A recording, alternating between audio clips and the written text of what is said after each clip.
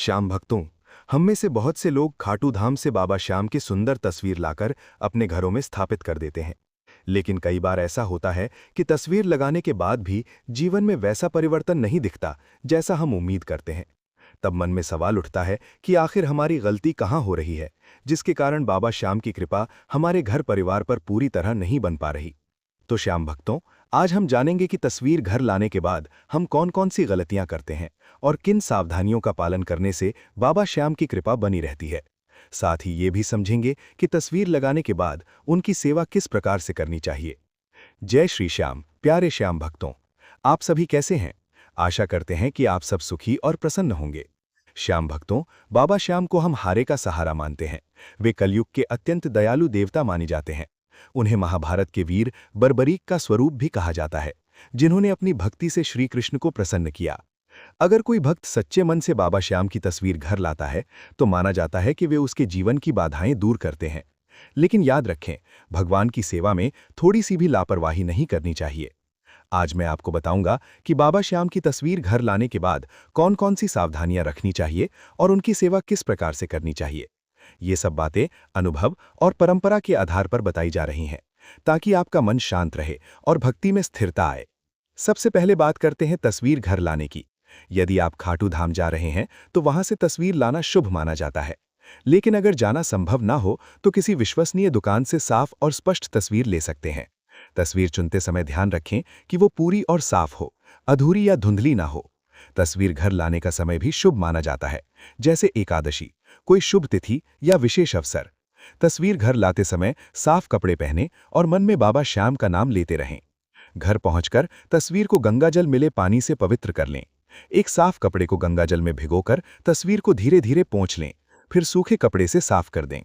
अब बात करते हैं उन सावधानियों की जो तस्वीर लगाने के बाद रखनी चाहिए। पहली सावधानी, पूजा स्थान हमेशा साफ और पवित्र रखें। जहां गंदगी या अव्यवस्था होती है, वहां सकारात्मक ऊर्जा कम होती है, इसलिए रोज पूजा स्थान की सफाई करें। दूसरी सावधानी, तस्वीर की दिशा सही रखें। सामान्य मान्यता के अनुसार पूजा स्थान उत्तर या पूर्व दिशा में होना शुभ माना जाता है। तस्वीर को शौचालय के पास या बहुत अव्यवस्थित स्थान पर ना रखें। तीसरी सावधानी, तस्वीर को सम्मानपूर्वक स्थापित करें।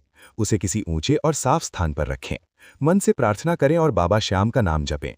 चौथी सावधानी, घर के सभी सदस्य तस्वीर का आदर करें। कोई भी व्यक्ति वहां अनुचित व्यवहार ना करे।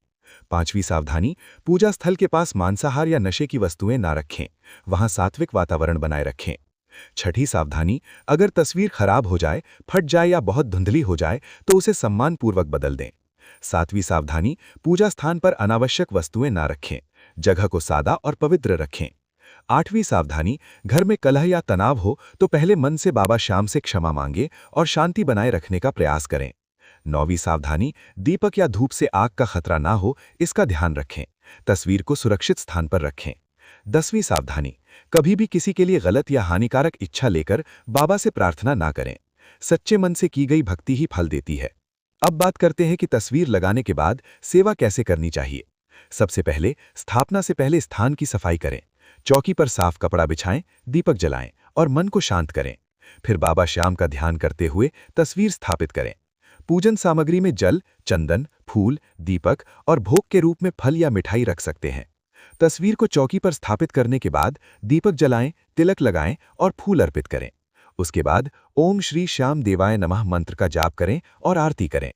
दैनिक सेवा बहुत सरल रखनी चाहिए। सुबह स्नान करके साफ कपड़े पहनें। पूजा स्थान पर जाकर बाबा श्याम को प्रणाम करें, दीपक जलाएं और छोटा सा भोग अर्पित करें।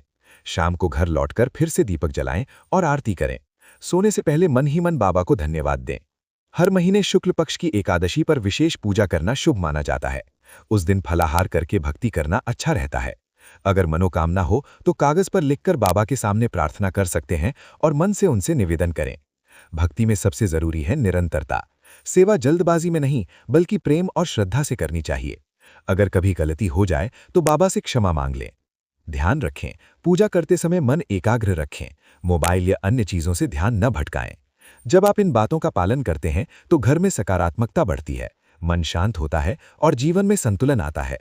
भक्ति का असली लाभ यही है कि मन मजबूत होता है और कठिन समय में भी विश्वास बना रहता है। एक बार एक भक्त ने सिर्फ तस्वीर रख दी, लेकिन सेवा और सफाई का ध्यान नहीं रखा। घर में तनाव बढ़ता गया। बाद में उसने नियमित पूजा और सावधानियों का पालन शुरू किया तो उसका जीवन धीरे धीरे सुधरने लगा। इससे समझ आता है कि सच्ची भक्ति में नियम और श्रद्धा दोनों जरूरी हैं। श्याम भक्ति की सेवा कोई कठिन काम नहीं है, बस सच्चा मन, साफ भाव और नियमित पूजा ही सबसे बड़ी भक्ति है।